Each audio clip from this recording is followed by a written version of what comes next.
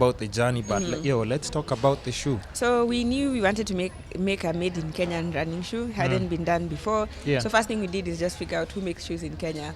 We pretty much went to every place that makes shoes or makes parts of shoes or does anything to do with shoes. We were in there. And then we also realized that we needed, neither of us were expert runners. So we ran, but not to that extent.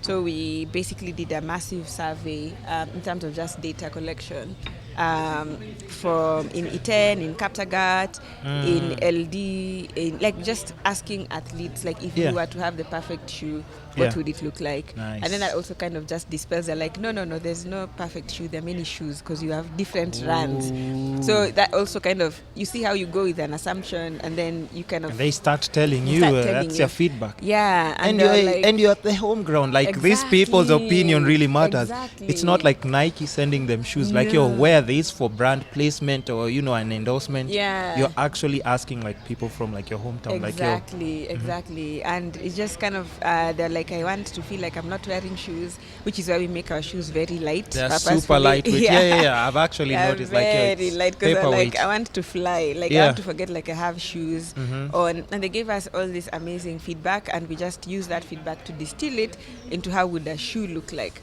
So when you're making a shoe, you have to look at the technical element, and then you have to look at the aesthetic bit of how does it look, so that when we present it to Kenyans, we are also kind of just getting people, guys also feel that that the shoe actually represents the country. So then we got to work with some designers and some athletes. And what, the designers, Kenyan designers, or designers from overseas? So we did a mix because it hasn't been done before, not just in Kenya, but also in Africa. You need some expertise, exactly. I'm guessing, right? And then it wasn't just expertise. I'm like, you need to give me a shoe that if I put it on the shelf next to another global brand, it stands by itself. Yeah, true. So we did look around for local designers, and there was one designer who basically worked with the design team to kind of add the elements and improvements. Who's that? Do you want to throw out their name? I don't know if they want me to say that. Oh, okay. We'll just keep it on the low until maybe they want to share that, info.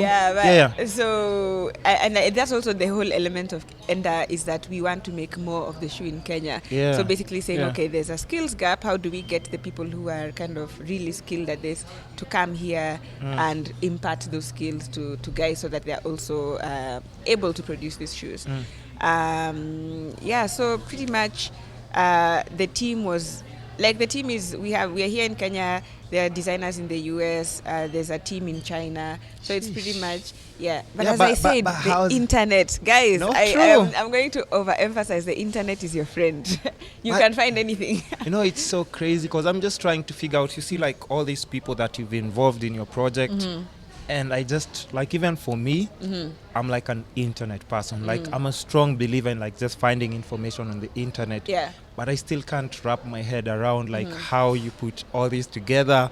And you're talking of maybe designers in the States, designers in, what do you call it, in China, and also including also people in Kenya. But how do you bring all these people together? With this common goal, and they are just ready to jump in the wagon with you? So the first thing we did is you listed what we were looking for. We wanted someone who has very good experience in making shoes, basically has worked with international brands. We wanted someone who understood why we were making it in Kenya. Because everybody's make them in China. Mass production. In China. So finding someone who also understands why it is important to bring that process slowly to Kenya. Finding someone who has a heart for social impact. By social impact, I mean, for us, the reason why we're doing it in Kenya, create jobs, increase foreign exchange, all that stuff. So we need someone who is not just thinking money, but they're also thinking community development, stuff like that. So we basically just sat out, made a list of all the things, and then just started emailing out friends, stuff like that. LinkedIn was like our treasure trove and why didn't I get this email? Yeah. Why did I get this email? Uh-huh. Well, now it's just. But we're talking. We're talking now. We're talking. So we just sent out a lot of emails, and we were introduced to a lot of people. Other people were like, "This is amazing. I'm not interested. I can't do it because of my current job, but you can talk to this guy." So that is just eventually people like. Exactly. And then once we found those guys, they were like, "Oh yeah, we know this amazing team in China. Like, we've worked with them with projects. Like, so you should definitely talk to these guys." And it was just all based on references, and that's how we ended up with the team. In terms of working together, WhatsApp, Skype, Google Docs. So it's just a very collaborative process. But I keep saying, you can do anything. Okay, how about like now just like let's say choosing, because I saw there is like the colors, how you're naming them. I mean, like how do you decide? Do you come up with all that on your own? Plus, I've also not asked about like you're the sole founder. No, we are two co-founders. Yeah. Remember I told you. Or does the other partner want to be like a silent partner? Not really. Like we work together because we have markets here and in the US. So kind of just, it's possible, guys. I keep saying sometimes I wish I could have a hall where I could just tell people how to do it. Because in my experience, it was so hard getting information. And I still feel there's such a huge gap because you're being sent from one office to the other. And I'm like, exporting is not hard. It's possible. But you have to show guys how to do it. Because if you go in and you're not sure of what you're doing, you lose a lot of time and money. But money and especially like money, you're just jumping into deep waters here, and for a first timer, I'm guessing it's like a lot of trial and error. It was a lot of trial and error, which I was a bit upset because people in Kenya have done this, right? They have, but people just hold information like this, and I don't understand. And I've been saying this all along, like on my podcast, like we need to. I had what's his name, Emmanuel Jambo. Oh wow! Yeah, on the podcast, and he's a really strong believer because he's mentored like so many photographers. And before Emmanuel was like got into mainstream, it was like every time there's like a proper shoot that's needed to be done, like editorial. They used to get like photographers from South Africa, UK, the States. We don't have photographers. Yeah. but we do. But Emmanuel Jambo came here and he really mentored a lot of people. Yeah. And he made it like okay for like, it's actually because Emmanuel is like a perfect representation of like, a black person. Yeah. He has all these dreads, tall, dark, and super creative. And he's just like a Did you hear that, Emmanuel? Yes. Tall, dark. Dreads, and it was a free spirit, how he talks, how he maneuvers, but he came and showed people like, you can actually like, you can do this and you can get paid this much to do this kind of work. So I'm giving you this information and there's the market for you guys. You guys go make your money. I feel like this is my opinion, by the way, before anybody roasts me. But I feel as though we have a mentality of my friend calls it poverty mentality. And not poverty in the physical sense of not having things, but you think if I give you, I don't have for me. I'm like, guys, it's a global market. There is it goes as deep and as wide as it can be. The cake is big. There is no, that if I show someone, for example, how to make shoes, that they're going to kick me out of the market. We haven't even cut into the mainstream market yet. How many shoes already exist in the market anyway? Exactly. So people have to stop looking at opportunities as if it's their bread and butter and that there's no opportunities for other people. And just from my experience with Enda, like, the bureaucracies. I can only imagine, and we are getting to that. We are getting to that as well. It's just I was like, it's hard to do business as a youth, man. It's hard. It's hard, especially if you don't have people to back you up financially in case something goes wrong. It's crazy. If you don't have the information, you're bouncing from one office to the other. It's like guys are doing you a favor. And even just our own attitudes. I remember one office, which I'm not going to mention, but the chick she was almost our age, and it it happened that it became 5 o'clock when I was there, but I was inside the place. Yeah. I swear. She was like, it's 5 o'clock. I'm like, yeah, but we were here, we want to do this. She's like, it's 5 o'clock.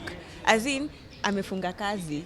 Can you I please was just like give me like 1 minute, or even ask me like, what do you guys have going on? I know, but we've How been can there, I be? How we're can I be trying involved to- in this? Like, take a No, minute to no, take a no, minute no. to just. I just looked at that and I was like, you have to recognize that you're a cog in a system. Yes. And even if that cog is like this tiny, if that cog does not move, nothing moves. And it's so bad Nothing because I moves. think that's what we have, like, there are those people, like, it can be a simple thing as just like a receptionist Yes. who can ruin like a Yes. very big investment Yes. in your company. Like, maybe your boss Yeah, wanted to just have like 2 minutes with this person Yeah. and they would invest. it's true. Like, even That- if it's 2 or 3%, but just the receptionist saying no to you. I think it's the It no changes and everything. also the how you say the no. Like some people are just very rude. No, because But I just kept on thinking, if you're in this office, Yeah. it's a public office, you're Yep. serving the public,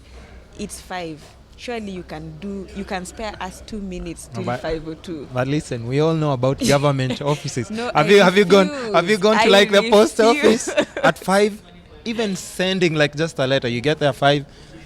That person is just like this, yo. No, guys. Like, yeah, they're always like. Imagine I refuse. I refuse Yeah. to believe that I know, that is but, the you know, representation. Because But it's up to us to change it. Exactly. Like Yeah. we have to call it out, and we also just have to recognize that this development thing, it's an us thing, Yeah, right? yeah. It's not me succeeding and you not succeeding. It's an us thing.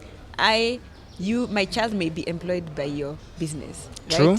And we keep complaining about how unemployment is a problem and how all this, but we can't just complain and blame Serikali. Whereas we're the part of the problem. We're the part of the problem. We're the ones who just kind of keep putting obstacles on each other.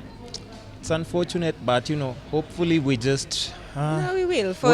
We get to skip that hurdle by For the then. same amount of people who have not helped, I've gotten more who have helped. So I've just highlighted like a bad example, but there's Yeah. so many good examples of people who I did not even meet. I've never met them to date. But they're still but participating and they're connected part and of they like, said, yeah. okay, what's the problem? Let's fix it. And it's all by email. I've never met them other than just on Twitter or something like that. Listen, So how did it we meet? happens. We've never Yeah. met, but look at the information that we're already like Yeah. exchanging. Like, Yeah. it's just because we, like you've said, the internet is your friend. Yeah, the internet is your The friend. internet is your friend. That's why, like, like even after yesterday, like just when that just follow and me going to your profile, I'm like, what?